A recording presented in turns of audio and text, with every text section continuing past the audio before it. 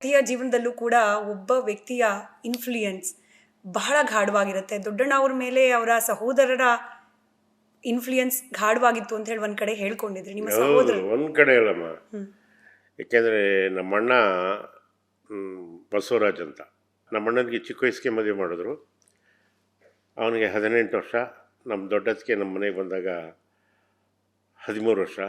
ಹಂಗಾಗಿ ನಮಗೆ ನಮ್ಮ ಅತ್ತಿಗೆ ಅಂತಂತಂದರೆ ನಮ್ಮ ಒಂಥರ ನಮ್ಮ ನಮ್ಮ ತಾಯಿ, ಎರಡನೇ ತಾಯಿ, ಅದರಲ್ಲಿ ಎರಡು ಮಾತಿಲ್ಲ. ಅದೇ ಥರ ಇದು ಮಾಡಿದರು. ಅವರು ನಮ್ಮನ್ನು ಅದೇ ತರಹ ಸಲಹಿದ್ರು. ಏಕೆಂತಂತಂದರೆ ರಾಮಾಯಣದ ಕಥೆಯೊಳಗೆ ರಾಮನ ಕಥೆ ಏನಾದರೂ ಹೇಳಿದಾಗ ನನ್ನ ಕಣ್ಣಿಗೆ ಬರೋದೇ ಬೇರೆ ಯಾವ ರಾಮನೂ ಬರಲ್ಲ, ನಮ್ಮ ಅಣ್ಣನೇ ಒಬ್ಬ ಶ್ರೀರಾಮ ಅನ್ನೋದು ಬರುತ್ತೆ.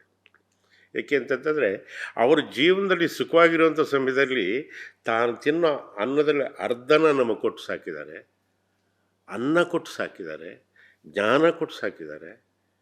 ಸಾಲದಕ್ಕೆ ನನಗೆ ಒಳ್ಳೆ ಮನೆಯಿಂದ ಹೆಣ್ಣು ಹುಡುಕಿ ಮದುವೆ ಮಾಡಿದ್ದಾರೆ.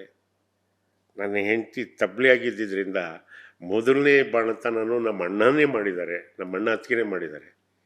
ಎಷ್ಟು ಜನ ಸಂಬಂಧಕ್ಕೆ ಸಿಗುತ್ತಮ್ಮ ಆ ಭಾಗ್ಯ, ನಿಜ ಅಲ್ವಾ? ನಾವು ಇವತ್ತೇನಾದರೂ ಅದನ್ನು ಮರೆತರೆ ನಮ್ಗೆ ಅನ್ನ ಸಿಗುತ್ತೆ.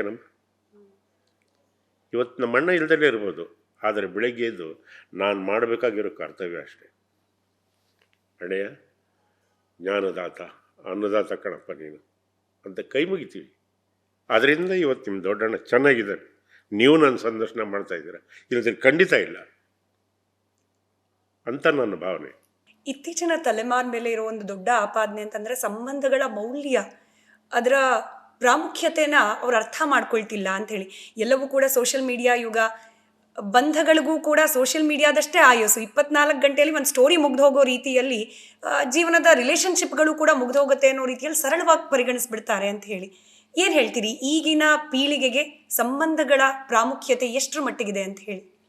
ಅಮ್ಮ, ತಂದೆ ತಾಯಿ ಗಡಿಸ್ತನ ಬಿಟ್ಬಿಟ್ಟಿದ್ದಾರೆ ಕಣಮ್ಮ.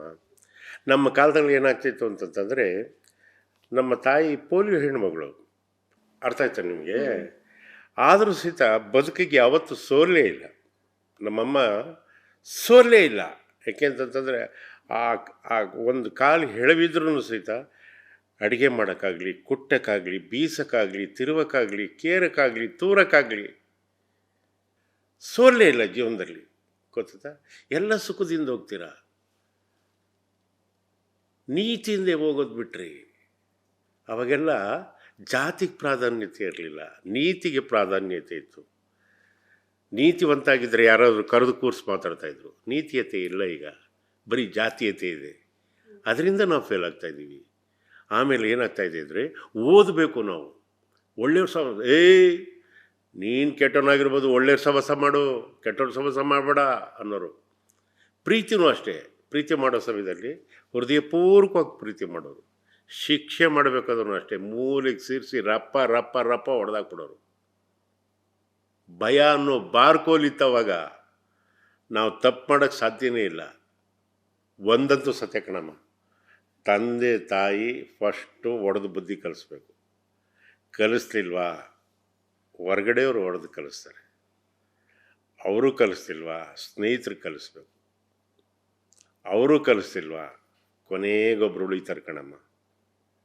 ಅವರಂತೂ ಮುಲಾಜಿಲ್ದಂಗೆ ಲಾಠಿ ಒಳಗೆ ಹೊಡೆದು ಬುದ್ಧಿ ಕಲಿಸ್ತಾರೆ, ಅವರೇ ಪೊಲೀಸ್ನವರು. ಇವೆಲ್ಲ ಮಿಸ್ ಆದರೆ ಕೊನೆಯದು ಮಾತ್ರ ಕಾಯಂ ಅಂತ ಬರೆದಿಟ್ಕೊಂಡು